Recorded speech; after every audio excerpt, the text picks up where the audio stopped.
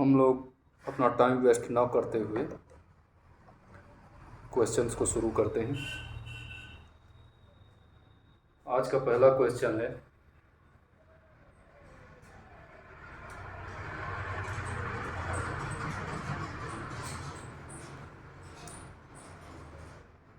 भारत को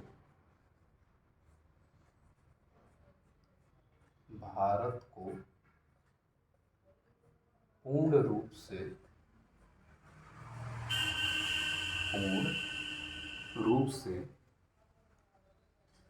आज़ादी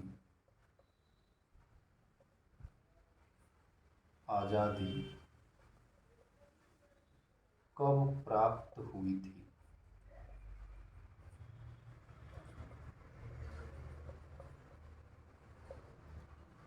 भारत को पूर्ण रूप से कब आज़ादी प्राप्त हुई थी? 26 जनवरी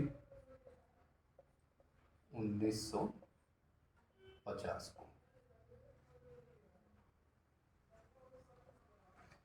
भारत को पूर्ण रूप से आज़ादी कब प्राप्त हुई थी?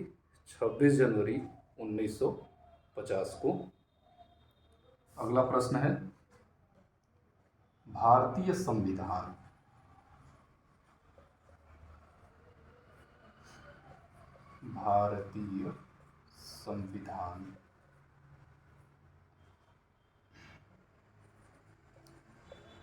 कब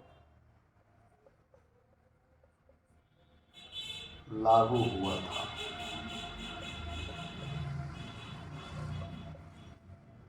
भारतीय संविधान कब लागू हुआ था?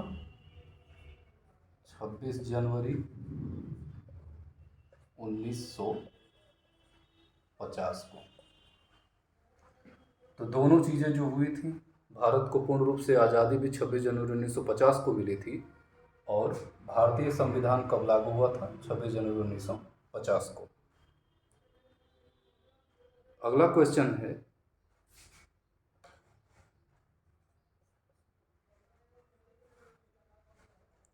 संविधान सभा के सम्मुख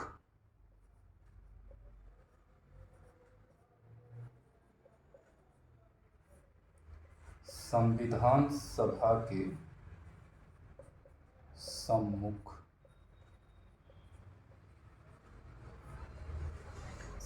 सभा के सम्मुख संविधान की प्रस्तावना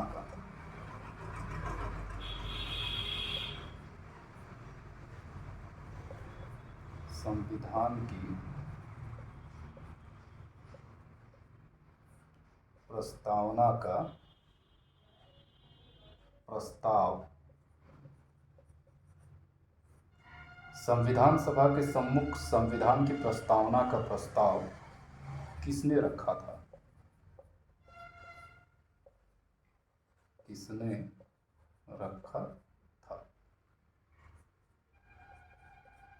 जवाहरलाल नेहरू जी ने। संविधान सभा के सम्मुख संविधान की प्रस्तावना का प्रस्ताव किसने रखा था? जवाहरलाल नेहरू ने।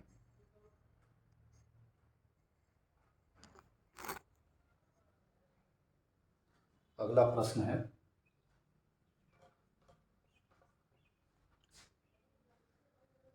भारत के संविधान में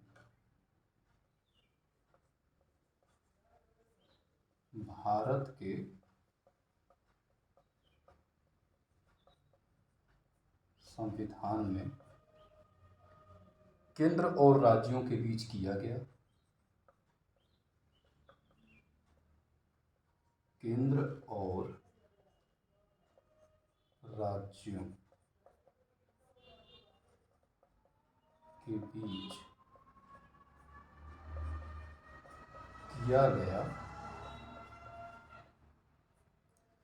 भारत के संविधान में केंद्र और राज्यों के बीच किया गया शक्तियों का विभाजन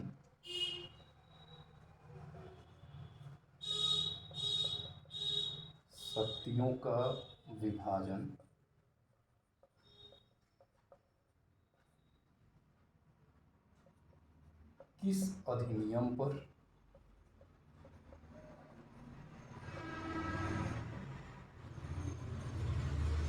किस अधिनियम पर आधारित है?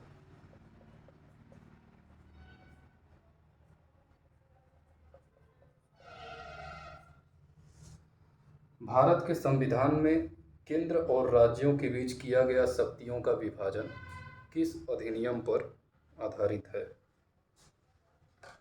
भारत सरकार अधिनियम, भारत सरकार अधिनियम 1935 पर।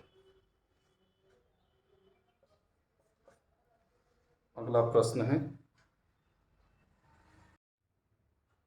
किस अधिनियम के द्वारा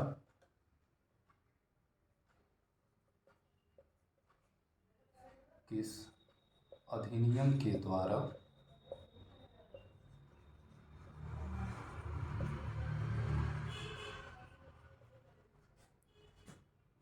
ब्रिटिश संसद ने चाय और चीनी के साथ,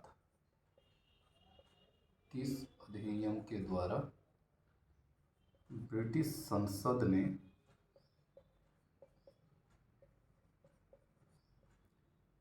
चाय और चीनी के साथ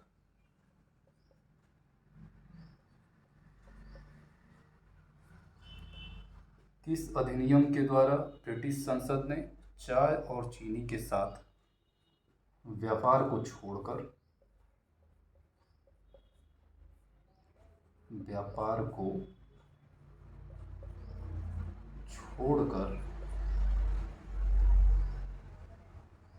ईस्ट इंडिया कंपनी के भारत के साथ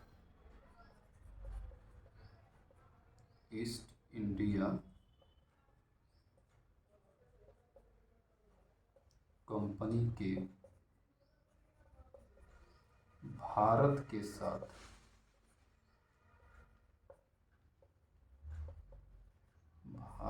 साथ व्यापारिक एकाधिकार को समाप्त कर दिया।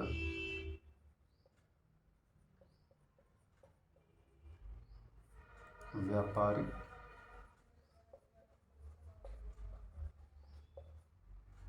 एकाधिकार को समाप्त कर दिया।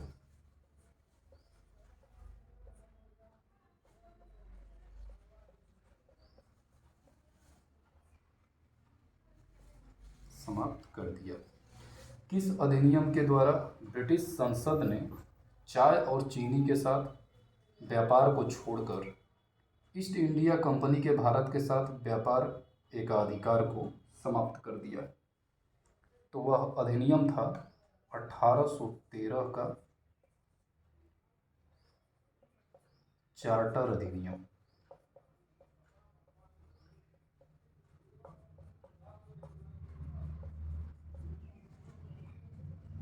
1813 का चार्टर अधिनियम के अंतर्गत जो है चाय और चीनी के साथ व्यापार को छोड़ करके ईस्ट इंडिया कंपनी के भारत के साथ व्यापारिक एकाधिकार को समाप्त कर दिया गया था। अगला क्वेश्चन है,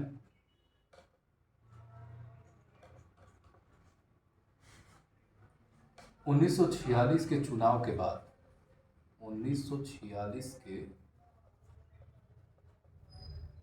चुनाव के बाद मुस्लिम लीग ने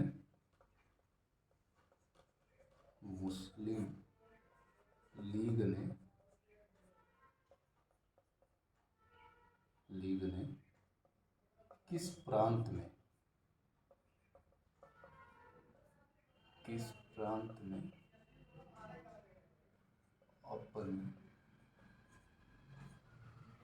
प्रांत में अपनी सरकार बनाई थी?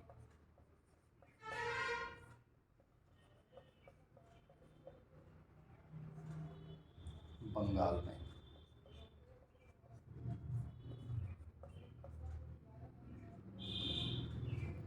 1946 के चुनाव के बाद मुस्लिम लीग ने किस प्रांत में अपनी सरकार बनाई थी?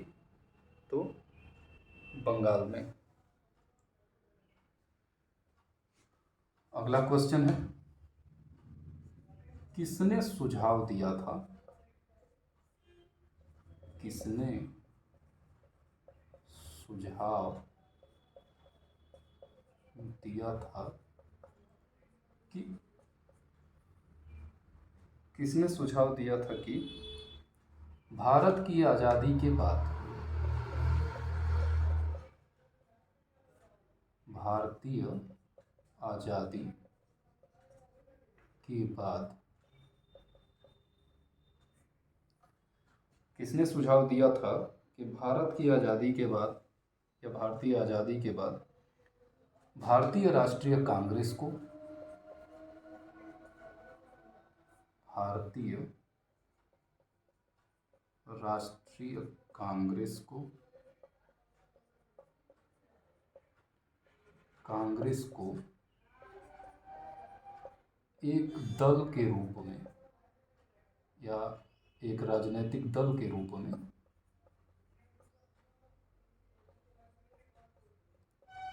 समाप्त कर दिया जाना चाहिए, समाप्त कर दिया जाना चाहिए। किसने सुझाव दिया था कि भारतीय आज़ादी के बाद भारतीय राष्ट्रीय कांग्रेस को एक दल या राजनीतिक दल के रूप में समाप्त कर दिया चाहिए? तो उसका नाम है, उनका नाम है महात्मा गांधी।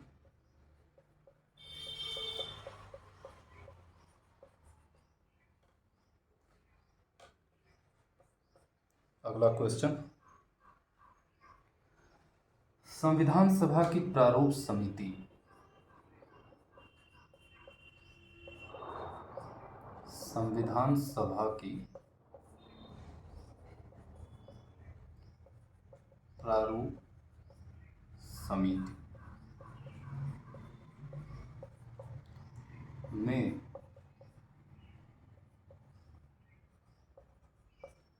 संविधान सभा के प्रारूप समिति में कितने सदस्य थे?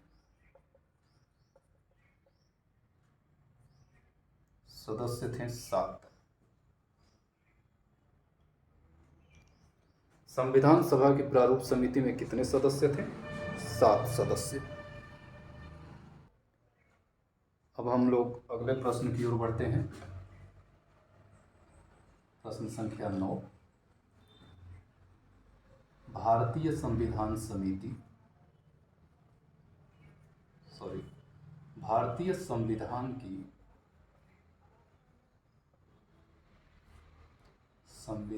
की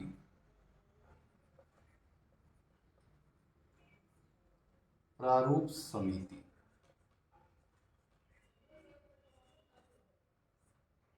भारतीय संविधान की प्रारूप समिति में कितने सदस्य थे और इस समिति का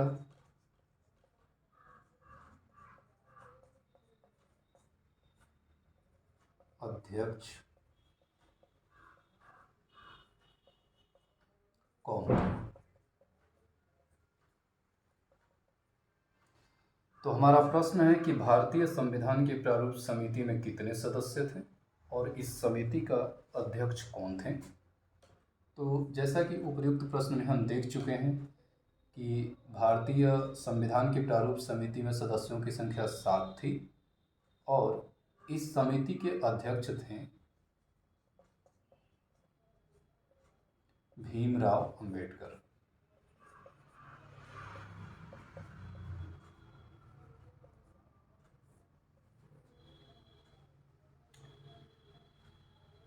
अब अपने अगले प्रश्न की तरफ चलते हैं।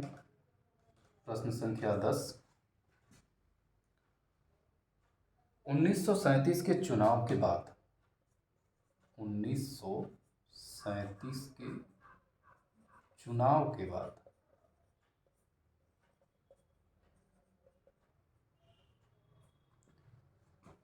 उत्तर प्रदेश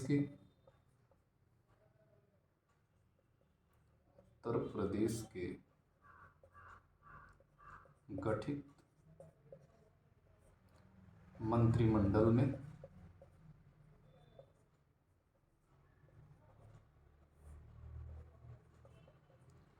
मंत्रिमंडल में वित्त विभाग किसको दिया गया था?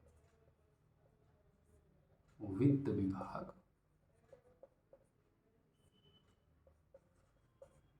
किसको दिया गया था?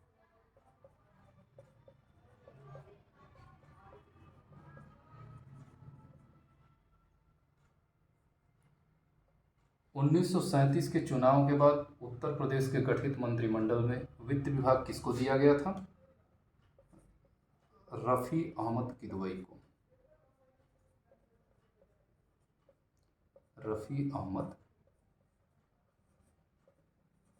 किदवई को 1937 के चुनाव के बाद उत्तर प्रदेश के गठित मंत्रिमंडल में वित्त विभाग किसको दिया गया था? रफी अहमद किदवई को।